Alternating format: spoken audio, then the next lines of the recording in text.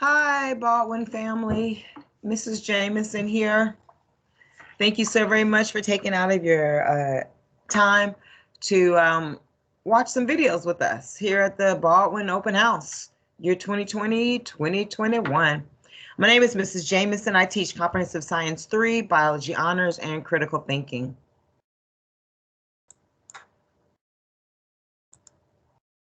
Biology Honors has been offered to students in the pre-early college program.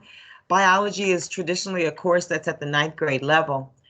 However, offering it to our 8th grade pre-early college students allows some flexibility in their schedules when they get into the 10th and the 11th grade year for more dual enrollment courses. So I'm so excited that we've been able to get an early college program here at Baldwin to support the dreams and aspirations of our students.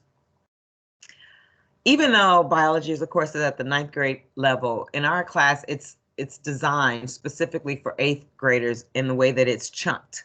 It's chunked in modules so that 8th graders are able to engage with the curriculum and understand it, and it can serve as a platform for advanced sciences. Biology is the study of life and life processes, and so under biology, we'll study topics such as macromolecules, cells, cell processes, genetics, evolution, and ecology. Students have been assigned the textbook that you see there on the screen. I cleaned them up at the beginning of the school year and I assigned them to each student, asked them to take that textbook home.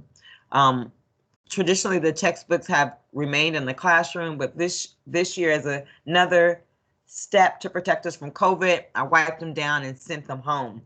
Please be aware of that textbook. The textbook is still school property, so we ask that you treat it with the utmost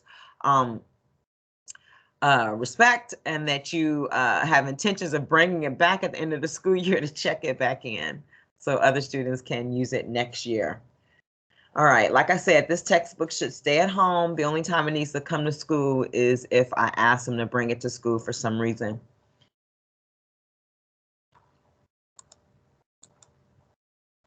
I am proud to be a member of the AVID site team. AVID stands for Advancement via Individual Determination, and what it does is it provides resources for teachers to teach students how to develop their executive functioning skills, and those are those skills that teach us how we learn, that teach us which strategies are best for us individually. It helps us to zero in on some skills that we need in order to support critical thinking.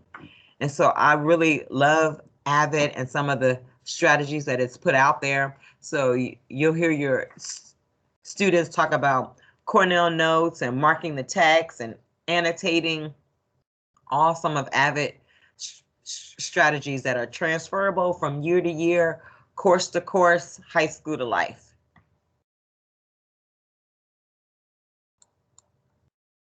How can students turn in work electronically? 90% of the work is going to be turned in electronically through Focus or through a forms link that will be posted on Teams. Electronic work through Focus, submitted through Focus, or through a forms link that's submitted on Teams. That's posted on Teams. There may be opportunities for us to do face-to-face contactless evaluation, but for the most part, all work will be submitted through Focus or through a forms link. Work should not be emailed to me unless requested, because I get a huge volume of emails, and whenever students start to send me work, it gets lost. It just gets lost. And so most work will be submitted through Focus or through a forms link on Teams or through some other digital learning platform. For example, Penda, they go into Penda, they complete the modules, and I go into Penda and I'll grab the progress grades.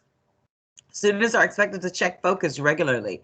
I post the assignments that are due. I post future assignments. And so it just really gives them a running tally of what's expected of them if they check Focus regularly. Communication, please, please, please don't hesitate to reach out to me. You can reach me at email, cargiler@duvalschools.org. I normally respond within 24 to 48 hours. If for some reason 3 days has gone by and you've not heard from me, please send me another email. And this is me apologizing in advance. All right. I normally stay on top of my email memos because it's important to stay in communication with students as well as parents. Tutoring. I do offer tutoring, but it's done at the end of the day between 1:30 and 2:20. So if your student has a need for tutoring, please let's discuss that in advance so we can make arrangements for it. Oh, and it's so important. Please keep your emails updated in focus. If you need to update this information, please call our secretary so that she can take care of it for you. But this is important because I send memos and I send progress reports home regularly, and I send them home via email. So please make sure that your email information is always updated in focus.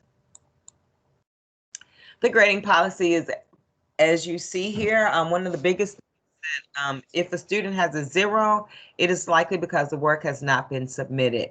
I try to leave Fs here at the midpoint because it's easier to get to 100 from 50 than it is from 0.